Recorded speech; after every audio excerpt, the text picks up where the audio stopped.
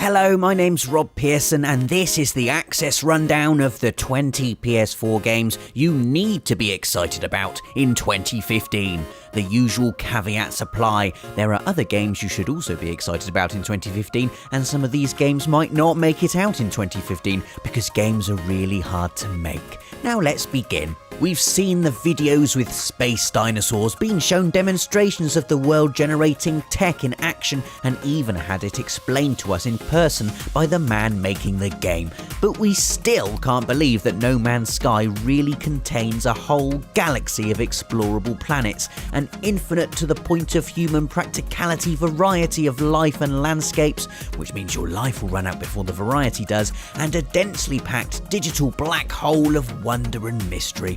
What is the game really about? What will we do amongst the stars? Can I crash into a dinosaur's head if I wanted to? All we do know is Nathan's favourite band is doing a whole album of new music for the game. They're 65 Days of Static and he liked them before you did, and that we want to play it now, but we'll happily wait until then. We were excited about The Division anyway. New York is a brilliant setting for a city as your playground shooter. We went there and measured the place up a bit to be sure. And the post-viral event, everyone's scrap for bean scenario plays on our still tingling Last of Us feelings. But after Destiny, we're more sure it'll work than ever. It specifically being an online console shooter with heavy RPG elements and an emphasis on tech and teamwork. If we fall for it as hard as we did for Bungie's Space Guns Epic, then you'll be seeing a great deal of us in New York. Look, just shut up about all the beards. We know they're great and you like the way they go with the smart military outfits, but that isn't the point. What is the point is how excellent the whole of the Order 1886 looks. So polished that even in motion the game looks like it's been varnished, with a thick textured quality to the light and shadows that makes the secretive neo-Victorian adventure look ridiculously dramatic and important. It is both these things, but it's also about guns. Guns featuring unlikely technology for the time, which send rebel scallywags flying and set fire to a foggy, cobbled London that we really can't wait to explore. And speaking of foggy, cobbled places we can't wait to explore, that's pretty much the opposite of how we feel about E. Harnham, the new, hollowed out and haunted location of Dark Souls follow-up Bloodborne. It shares the same Victorian influences and shadowy hammer gloss as the Order, but with actually terrifying monstrosities lurking in the places we can't see, ready to leap out and impale, unman and dehumanise us in ways we find terrifically unpleasant. While the cliff-face learning curve and general gameplay are consistent with Souls, Bloodborne features exactly no shields and an emphasis on aggressive combat and positive attack strategies. In other words, it's the Real Madrid of PS4 exclusives, if Real Madrid played in leather cloaks stained red with blood and cleaved into their enemies with a retractable scythe.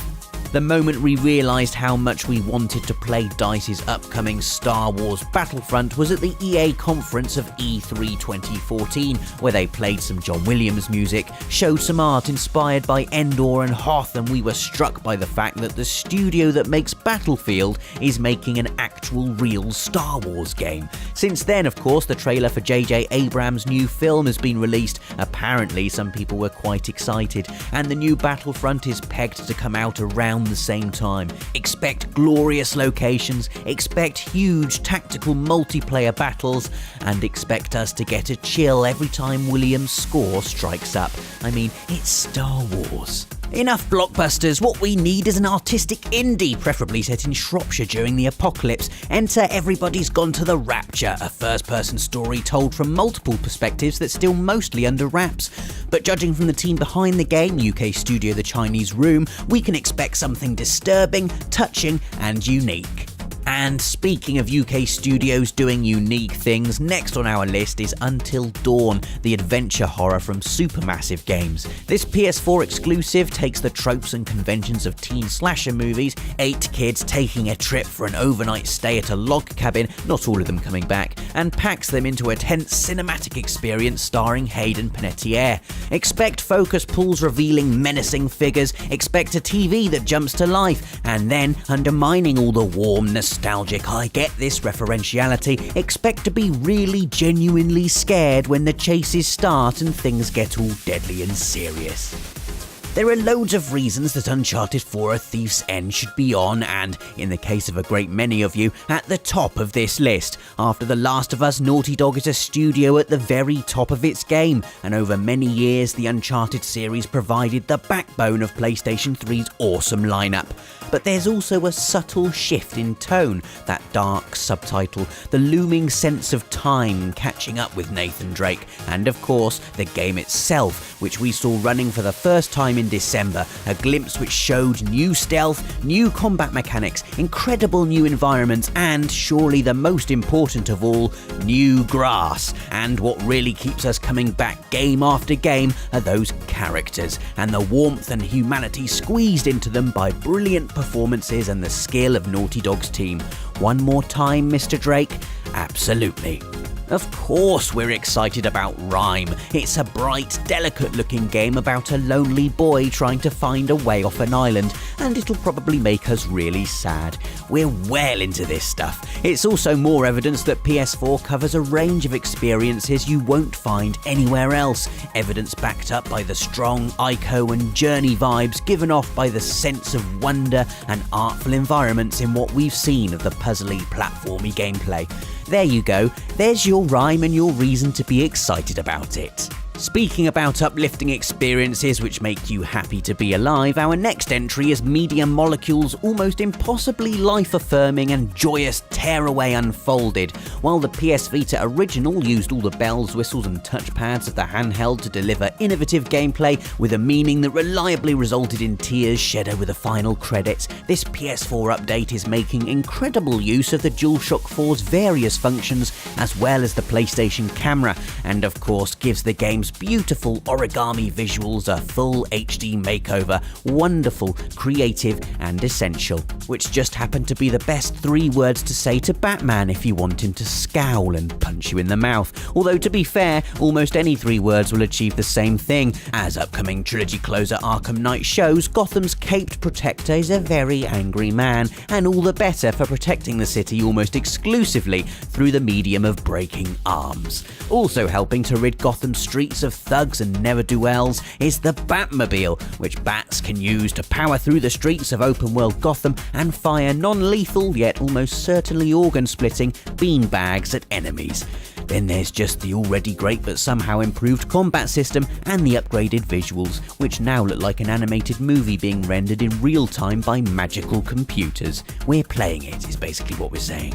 We're not going to pretend to understand all the complexities of Project Cars, the in-depth driving sim that's on the way in March following a successful crowdfunding campaign and a deal with distributor Bandai Namco. What we do know is that the veering to hardcore racer is aiming for authenticity, with a highly developed physics engine capable of 600 calculations per second for best-in-class presentation, with a benchmark set at 60 frames per second and 1080p on PS4, and for a gaming experience you've not had before, which is why it features an open sandbox approach with various career paths open to you from the start.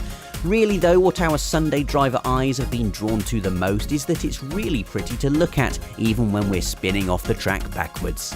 No, we're not bored of zombies, thank you very much. As far as we're concerned, they're evergreen, like burgers or whatever those trees are that keep their leaves all year round. And Dying Light makes zombies extra green, metaphorically speaking, by introducing 2 key things: a free-running mechanic which makes dodging around the rotting plodders a smug, fleet-footed joy, and a dynamic day-night cycle that makes fleet-footedness seem much less smug after dark when the zombies get exponentially more powerful and being outside, especially dancing about on a fence, becomes a terrible idea.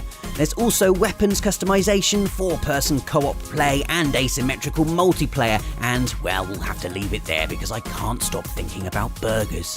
It seems that these days, being a PS4 owner, if you shut your eyes and wish hard enough to a game, then that game will appear. That's certainly how we felt about Grim Fandango Remastered, which brings Tim Schafer's classic adventure game with its brilliant blend of film noir and the Aztec afterlife to PS4 in 2015. And yes, that is an odd combination, which is why Grim Fandango is regularly ranked among the most underrated games of all time, and why you really need to give this new version a go. Hotline Miami was like a hot neon disco of deadly violence and surprisingly awesome music, a tight, furious throwback to the days of video nasties and vigilantism, with a deranged storyline and a compulsively violent hero who might have been imagining it all anyway. So of course we're excited about the follow-up Wrong Number, which brings more of the same, only with new characters, each with unique appearances and attributes, and an unlockable hard mode which makes enemies tougher, and the whole thing more awash with desperation and twitchy fatalities. Sounds perfect to us.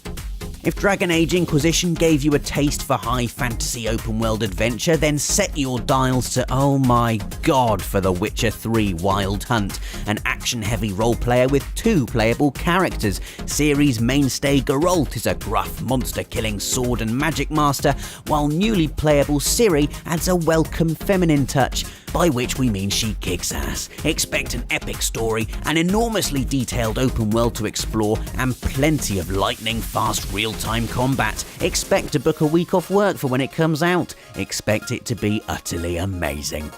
We've been waiting a long time for this one, since it was a completely different game called Final Fantasy Versus 13 on PS3 in fact, but the wait is almost over, with Final Fantasy 15's release in 2015 looking very likely thanks to the fact a playable demo for the game comes bundled with Final Fantasy Type 0 HD in March. That means it's not long at all until we get to flippantly murder majestic wildlife in one of the most beautiful fantasy landscapes we've ever witnessed. Plus the battle system looks an exciting mix of micromanaging strategy and jumping around skyscrapers with a magic sword. And if you were worried 15 was leaning too close to reality, what with its cars and black t-shirts, well, just look at the size of that thing. You're not going to run into one of those on the M4.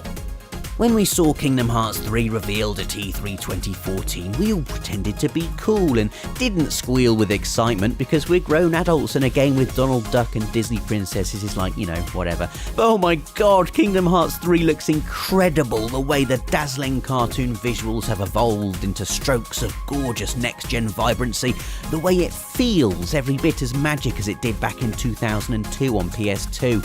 That's right, it's been a whole generation since we've seen Sora and pals in a full-blown home console Kingdom Hearts game, and the return of the Keyblade Master can't come soon enough. Who knows what new Disney worlds we'll get to uncover? We can dream. Oh, 2015, stop spoiling us. Metal Gear Solid 5 The Phantom Pain has us reeling with excitement, mainly as the taster we've had in Ground Zeroes was a versatile, varied treat. Consider the main event is approximately 200 times the size of Ground Zeroes, and the stealthy possibilities seem near endless, and that's without mentioning the base-building multiplayer or the inclusion of a full-blown Metal Gear Online, which is shaping up to be an incredible game in its own right. Ultimately though, it's the sprawling, epic story of the Phantom Pain we really can't wait to get stuck into, unravelling its mysteries, slipping through its gorgeous scenery, punching a man in the face because he stared for too long at a lady on a box. Ah yes, you kept us waiting, but we forgive you.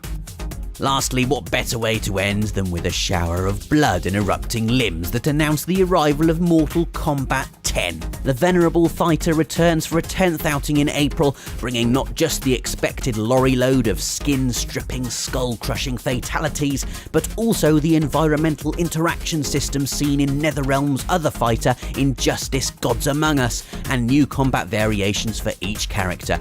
There's also the small matter of the brutal combat and all these fatalities, more than any other Mortal Kombat game has ever featured, being delivered to us at 60 frames per second and 1080p, meaning we'll get to see every blow landed and drop of blood spilled. Merry 2015. And that is the big list of PS4 games that we think you should definitely be excited for in 2015. Subscribe to stick with us through the year if you want to see the latest on all these games as they emerge. Like this video if you enjoyed it, and let us know in the comments what game you're most excited about in 2015, especially if we didn't mention it on our list.